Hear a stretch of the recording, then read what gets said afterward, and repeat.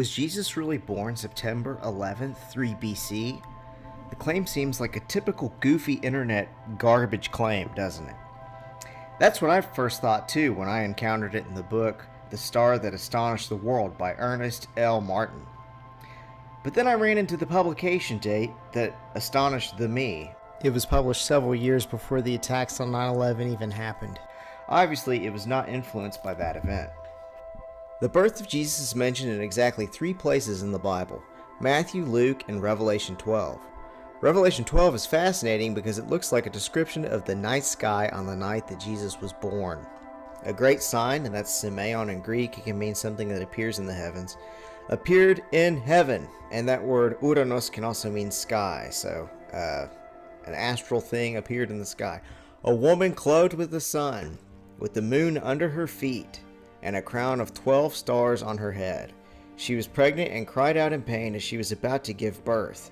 Then another sign appeared in heaven, an enormous red dragon with 7 heads and 10 horns and 7 crowns on its heads. Its tail swept up a third of the stars out of the sky and flung them to earth.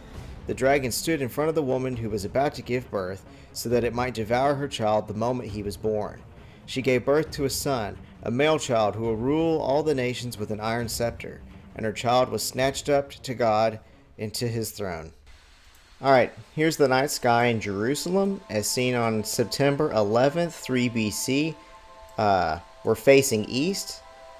The sun is just about to come up, and you see here Jupiter, the king planet, is on the king star Regulus in the king constellation Leo. Let's run this clock forward. We see Venus and Mercury coming up right above Virgo.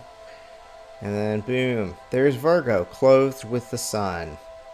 Alright, for this next part, I'm going to turn off the ground and turn off the atmosphere so we can see what's happening. You see here Virgo has the moon at her feet. She's clothed with the sun. And if you look here next to her, there's Hydra, the multi-headed dragon. And next to it is a meteor shower that's happening, where it would look like it's throwing stars out of the heavens. And now, I'm not 100% certain about this, but if we look here, there's 9 prominent stars in Leo. 1, 2, 3, 4, 5, 6, 7, 8, 9. And you count the planets too. 1, 2, 3, so 9 plus 3, 9, 10, 11, 12 is 12 stars. So Virgo has a crown of 12 stars on her head.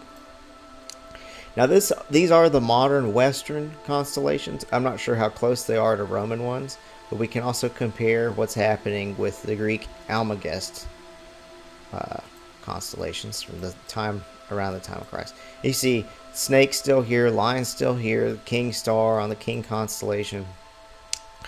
It says maiden here, but it was Parthenos in Greek, which means virgin, just like Virgo means virgin in Latin.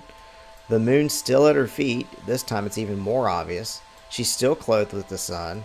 There's something interesting with this one. It has wings. And if you read later on in Revelation 12, you see where the virgin gets wings. She's given wings to fly away. That could be a reference to that, potentially. Because in Greek, Parthenos, the virgin, was closely related to the god Dike. Something else to know is that the date of September 11th is the only time that this works out. Because if you add just one day, let's go to September 12th, the moon's too far down. It's over here in this other constellation. If you go to September 10th, now the Virgin is clothed with the moon rather than having the moon at her feet. And now let's look at it using the Western constellations. And you see the same thing. It needs to be September 11th for the moon to be at her feet, because otherwise it goes down too far, and it's in Libra. And you go up to the 10th and she's clothed with the moon. It's only on this date that the moon is at her feet and she's clothed with the sun. The last thing to note is that the moon here is at a new moon. And this coincides exactly with Tishri 1 of the Jewish calendar. This was their new year. That happened to be the date from Jewish tradition where kings were inaugurated, when creation was supposedly first created, and Noah's birthday. Remember that sundown is when the Jewish day starts, so sundown of that day before would be where Tishri 1 started. So the morning of September 11th and the later part of Tishri 1 would be the same day, and that would be September 11th and Tishri 1 at the same time. So if Jesus was born in that morning of September 11th, it would have been Tishri 1. That's it. Hope you guys enjoyed.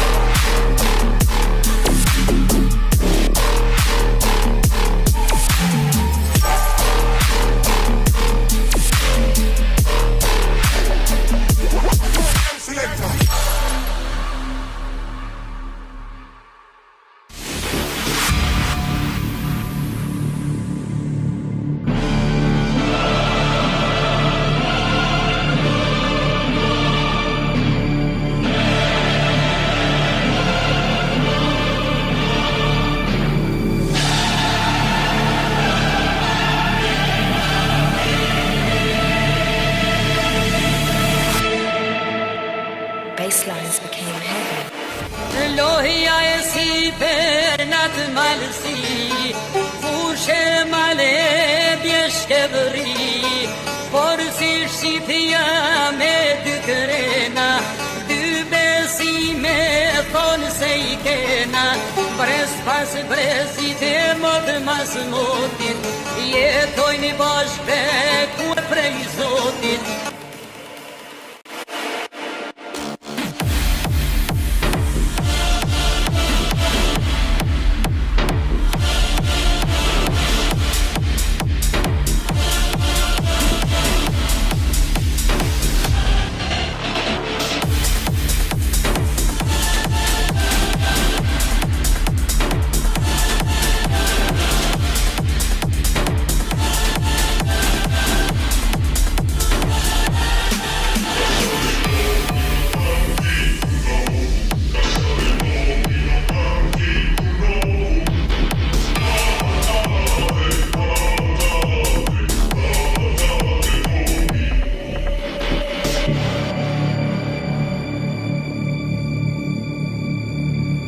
Bass lines became heavier.